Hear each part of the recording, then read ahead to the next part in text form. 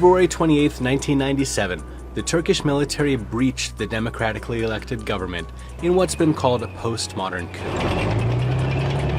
That means that instead of using direct force, the military pressured the government to step down.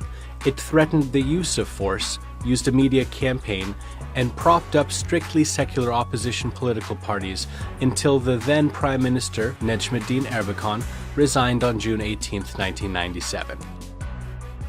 On February 28th, members of the National Security Council, a group comprised of 5 military personnel and 5 high-level politicians, declared that there was an Islamist threat in the government.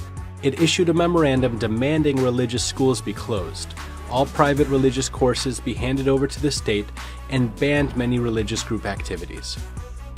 To understand how and why this happened, let's get some background. By its constitution, Turkey is a secular country.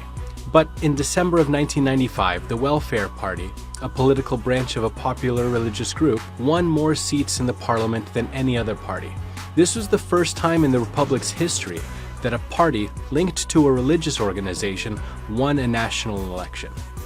The military pressured political parties not to form a coalition with the Welfare Party.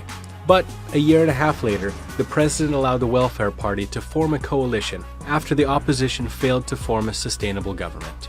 The secular community, military, and media criticized the new Prime Minister, Necmettin Erbakan, for wanting to strengthen the nation's Muslim identity. Erbakan ran a socially conservative group, toured Muslim countries, and wanted to create a version of the G7 with Muslim nations.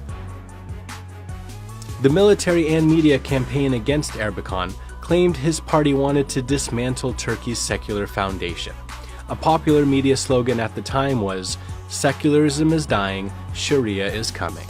Güven Arkaya, a Navy commander and 4-star admiral, said, quote, "Religious groups are a bigger threat than the PKK, a group that Turkey recognizes as a terrorist organization."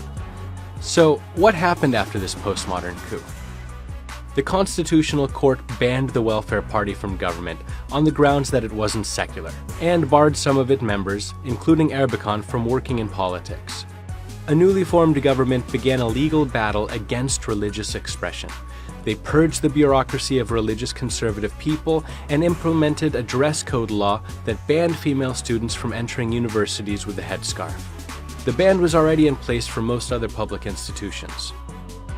3,500 female teachers were fired for covering their hair, 11,000 teachers were forced to resign, and 3,527 other teachers who refused to resign were fired. 1,625 military personnel were fired, 2,500 military personnel were forced to retire, and all military personnel's wives were forced to remove their headscarves.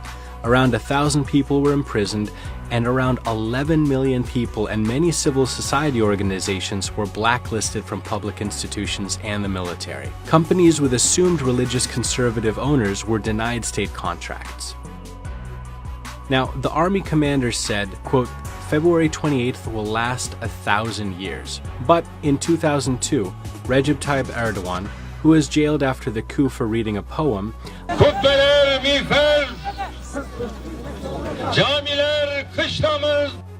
led a newly formed AK Party to victory in national elections.